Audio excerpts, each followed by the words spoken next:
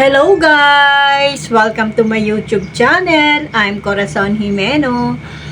For today's video, mag-unboxing po tayo ng order galing sa Shopee. Ngunit kung hindi ka pa nakasubscribe sa aking channel, please naman po, pakisubscribe at like. Huwag din pong kalimutan na daanan ng all notification bell para lagi po kayong updated sa tuwing may bagong video si Corazon Jimeno. Ayan, so umpisahan na po natin ang pag-unboxing ng order natin galing sa Shopee.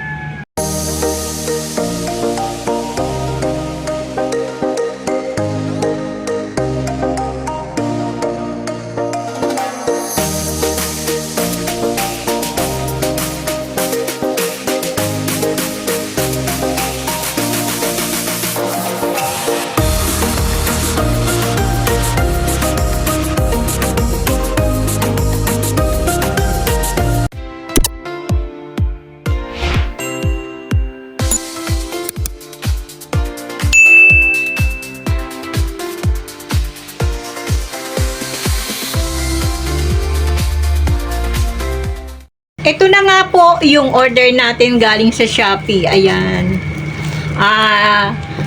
Bubuksan natin po ito kung legit na legit kasi umorder po ako guys ng pang BP sa Shopee. Ayan, in-order po yan ng aking anak. Siya po yung nagbayad pero ako yung umorder. Ayan, dumating na siya guys. Simulan na po natin siyang buksan. So, ayan, buksan na po natin siya. Kailangan na po kasi natin to. Hindi ko alam kung ito yung pang BP na order ko sa Shopee. Ayan. Check natin siya, guys.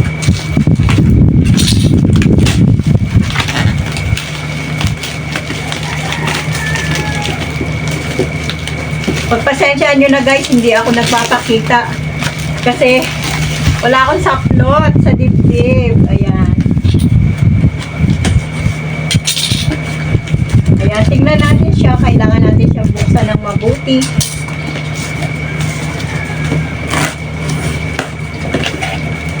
Ito nga ba yun?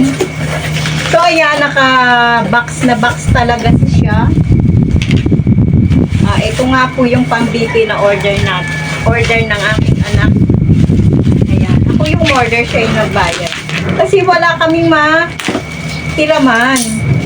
Ito nga po guys, pang-BP siya. Ayan.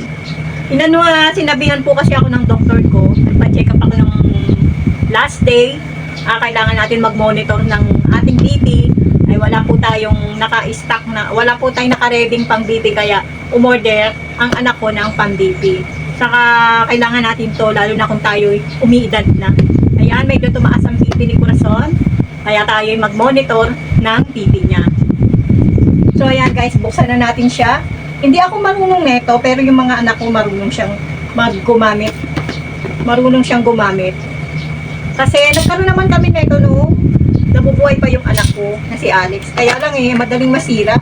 Hindi siya tumatagal. Sabi ko sa kanya, o-order ka yung matagal naman. Kasi, madali siyang masira pagka yung di automatic. Ito yung in-order ng anak ko. Yung di pump. Kasi pagka yung di automatic, madali siyang masira. Ito guys.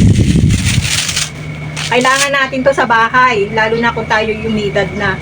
So, ayan, makakapag-monitor na ako ng aking BP. Kasi, nagpa-check up ako, sobrang taas ng BP ko, guys. 160/90. Sabi ng doktor, kailangan ko daw mag-monitor. Kasi, hindi ako pwedeng uminom ng gamot ng basta-basta na lang, malay mo daw. Yung taas ng BP ko, ay nanggagaling lang sa natatakot ako, o ano. Kasi sabi ko sa kanya, hindi naman ako, high blood. Kaya, pero niresetahan niya ako ng losartan, pero sabi niya, huwag mo munang iinumin yung losartan kasi hindi ka pa nakakapag-monitor ng BP mo kung talagang ngayon lang siya mataas kasi minsan ang taas ng BP natin hindi naman nanggagaling na talagang high blood ka. Meron kasing pagkakataon na tumaas ang BP mo dahil sa napagod ka o kaya medyo ninervyos ka. Kasi sa totoo lang guys, Kaya ayoko magpapacheck up dahil yun nga yung mga nalalaman ko. Pero don't worry about that kasi meron naman tayong pang monitor. Sabi ko sa kanya, hindi naman kasi ako talaga high blood. So ayun nga, kailangan ko daw mag-monitor ng aking blood pressure. Kaya ito guys, meron na ako. Kailangan kong mag-monitor ng kahit na isang araw, umaga, gabi, tapos umaga, gabi. Kapag mataas na mataas, ibig sabihin high blood talaga ako.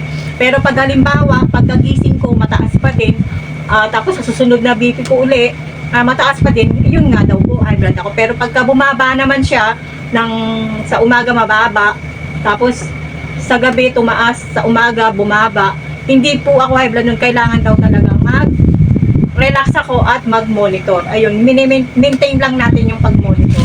Ngayon, sana naman, awa naman ng Diyos, hindi ako high blood. Ayan, so ayan, mamomonitor ko na yung aking BP dahil dito. Kailangan talaga na ito meron tayo na ito sa bahay. Para kapag medyo nakaramdam tayo ng hindi ka na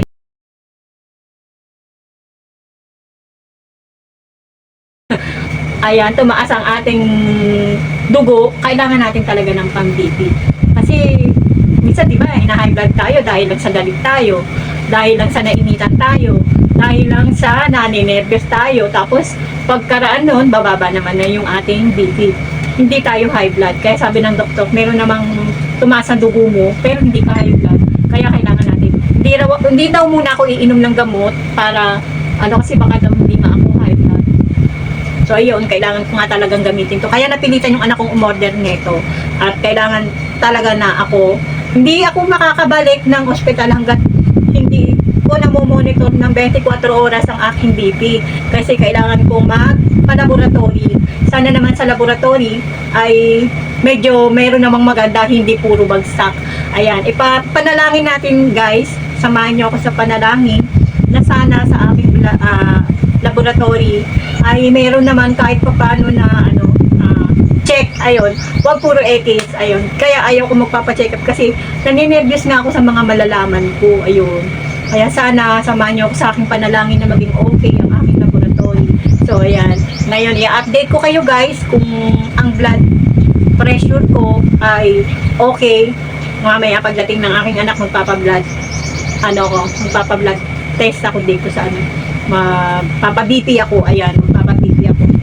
So ayan guys, hanggang dito na lang po at hanggang sa muli ng ating pagkikita. Ayan, ito yun guys. Ito yun, tapos dito yata ikakabit. Ito, dito ikakabit. Ganito yung gamit ng doktor eh. Ayan, yan, ikakabit siya. Tapos, ito pala yung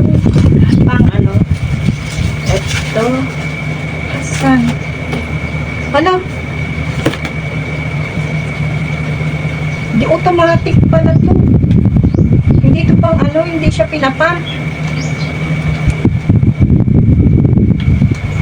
Pambihira. Di battery pala to guys. Kala ko di pump. Try ko nga, start.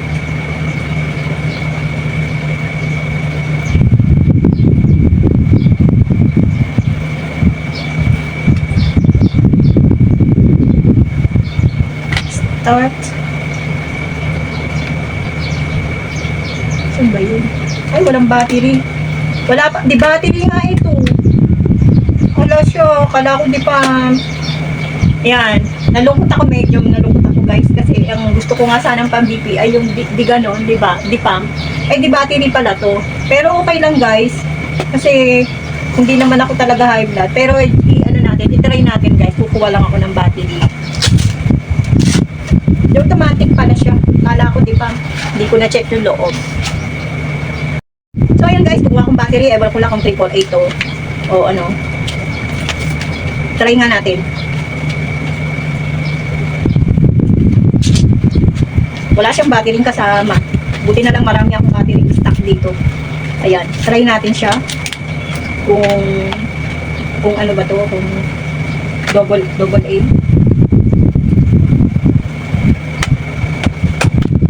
Tatlo yung battery niya. Hindi, apat. Sus, kala ko naman, medyo nalungkot ako guys kasi ang gusto ko sana pang BP yung Di ano siya, di pump, di ganun, hindi siya di automatic. Ito di pati dito. Automatic siya. Ayan, try natin siya kung okay.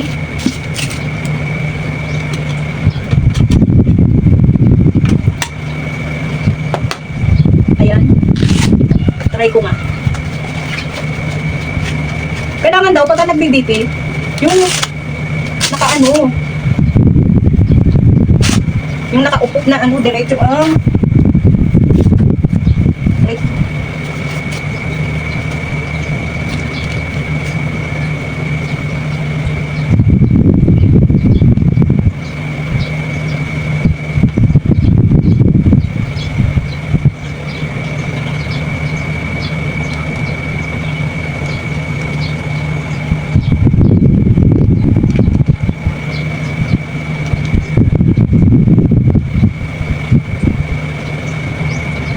one.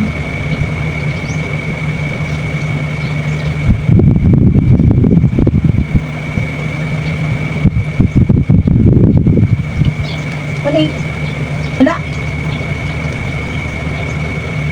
Ito ba to? Guys, anong tingin nyo dyan? Nakita nyo? Ay, baliktad. Ganyan. Paano ba yan? Ganyan? Ano sa tingin nyo yan, guys? Ayan yung BP ko. 170/90. Ano ba sa rito? 170 over 90. Ang taas, guys. 170/90. Hindi naman ako pagod. Totoo ba to? Mamaya ulitin ko yan, guys. Ito na nga po, guys, ang aking order na pang BP. Ayan, na-try ko na siya, guys. Ayan, yung una ko palang BP ay mali. So, dapat ko palang i-stop muna. Tapos, inulit ko, nag-139 over 83. Ayan. Okay naman yung una kong BP. Ayan, hindi na ako mag-worry. Pero mamaya, guys, try ko uli mag-BP kung normal. Sana naman normal ulit para hindi ako mag-maintenance. Kaya ayaw akong bigyan ng doktor. At ano, baka daw kasi inumin ko. Hindi naman talaga ako, guys, nakakaramdam. Pag nasa ospital lang ako, ayun, pag nasa ospital lang ako talagang tumataas yung ano ko, BP ko. Ninenervous ako, ayoko talaga sa ospital. Ayan, thank you so much, guys. Maraming salamat sa inyong walang sawang pagsusubaybay sa aking video. At sana sa susunod na video at ma-update ko kayo kung ano yung kalusugan ko uli at sana naman ay maging okay na. Ayan, thank you so much. Thank you for watching. Bye-bye po.